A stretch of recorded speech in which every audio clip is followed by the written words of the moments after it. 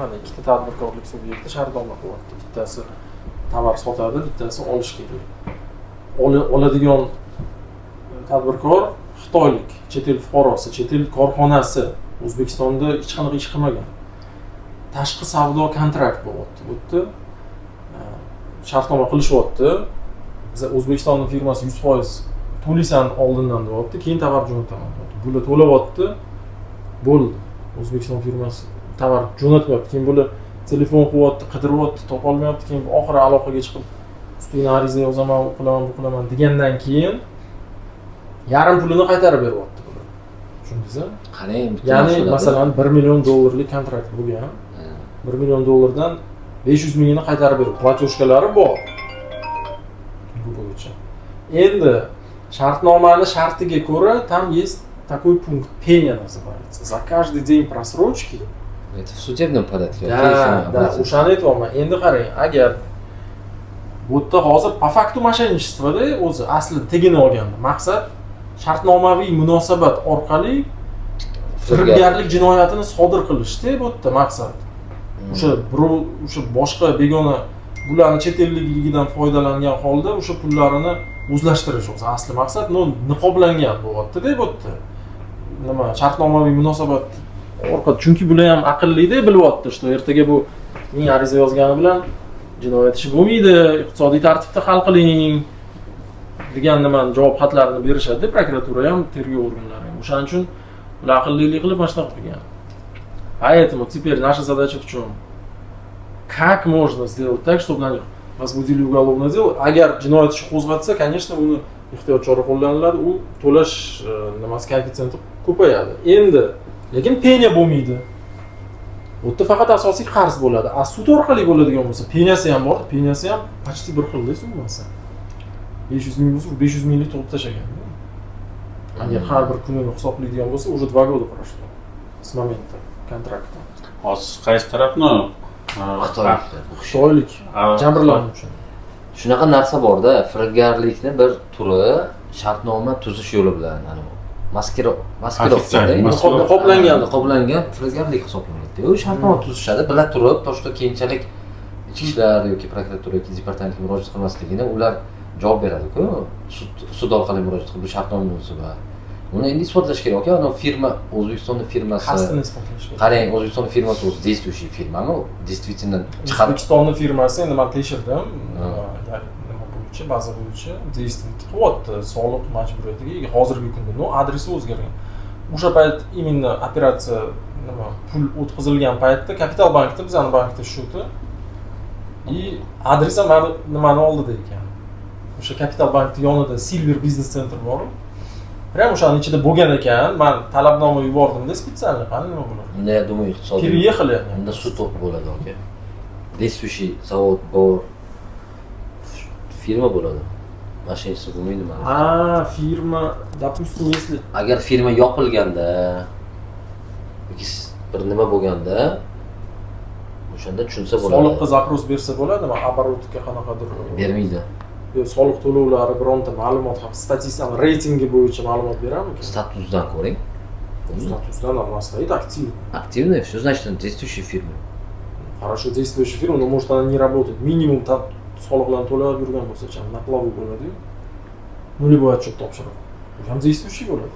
А уголовное дело у вас будет в отношении кого вы хотите? В отношении? Hozir В отношении nima tovar o'zbekiston kompaniyasi. Shartnomada qanaqa tovarlar oldi berdi? O'zi u nargi javobgar tomon nima faoliyat bilan shug'ullanadi?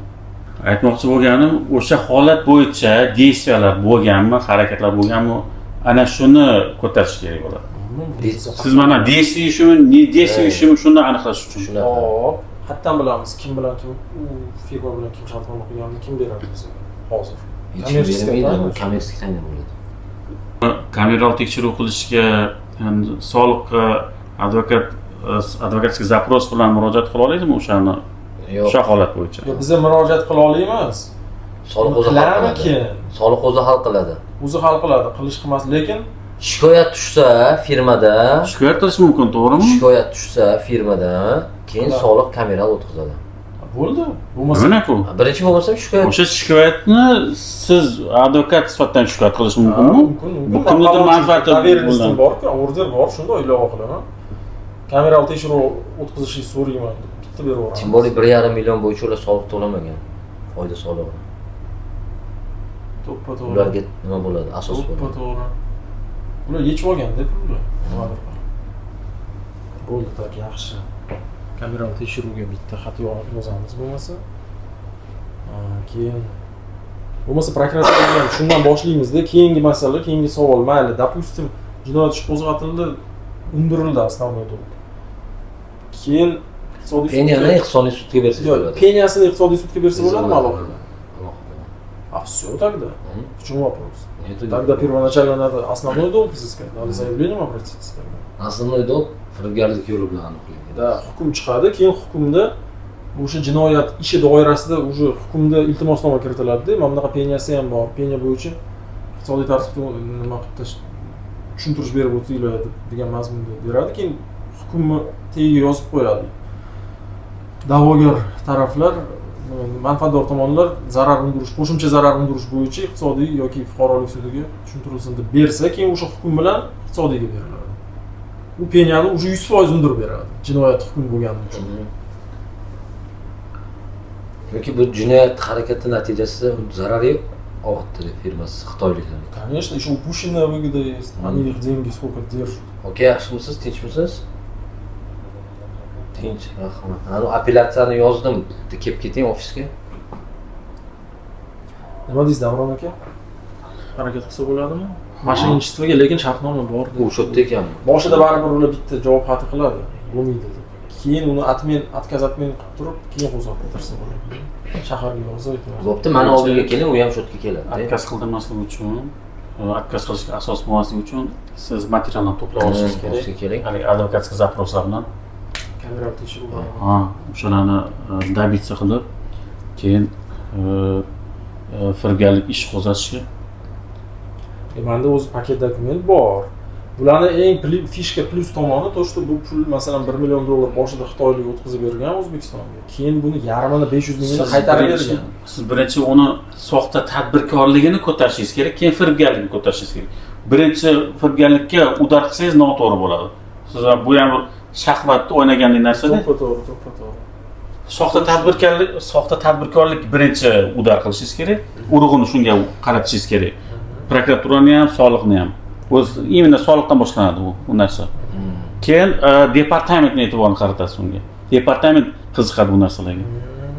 Aytdim-ku, o'sha foyda solig'ini to'lamagan. Departamentga kerak bu narsa konkret. Departamentga ham, soliqqa ham hamma yoqqa ariza yozib qo'yishimiz ekan, bo'lmasa bo'ldi, men tushundim. Soliq, departament, keyin firibgarlik, keyin ulaysiz unga. Bo'ldi, zo'r. Даже firibgarlik emas, agar prokuraturada delo bo'lsa, u yoki firibgarlik yoki 167 ham bo'lishi mumkin. 167 bo'lmaydi. Растрата веренных денежных средств. Ikkalasi bir xil fabulaga. Faqat tam zavis 167 bilan 168 ni farqi bilasizmi nimada?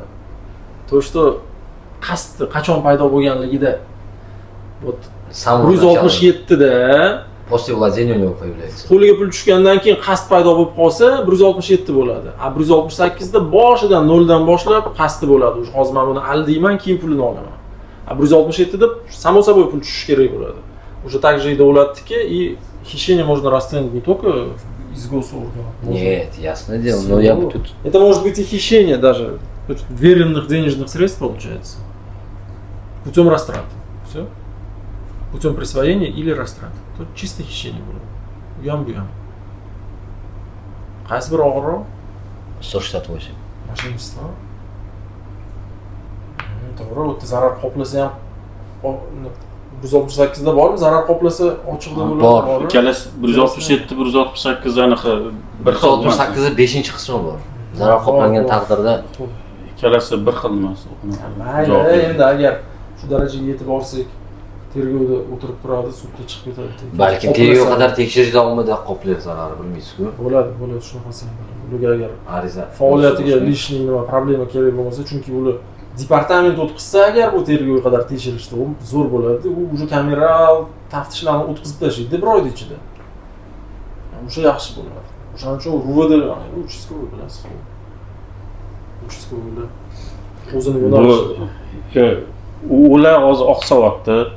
Firibgarlik yo'nalishini ko'tarish oqsavyapti. Siz hozirgi taktikani qilishingiz kerak. Departamentga интересный temani ko'tarishingiz kerak. Ana shunda kelib chiqadi. O'sha soxta tadbirkorlik, soliqdan bo'yin tovlash. Вот как вот тут сумма 4 миллиарда только. Еще как возбудили. А здесь что? Точно такая же почти ситуация. Да? Только 4 миллиарда. Во всех периодах был, кто директор был, учредитель был, всех взяли под стражу. Арка, qanaqa bo'ldi? Вообще zo'r. Departament nimasimi? Departamentga bo'ldi. Tadbirmi? Nimasi? Tergov.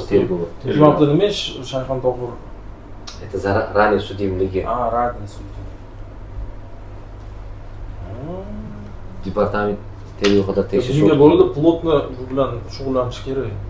Chunki zarar undiriladigan bo'lsa, juda katta to'lovimiz bo'ladi, deb. Klient davol.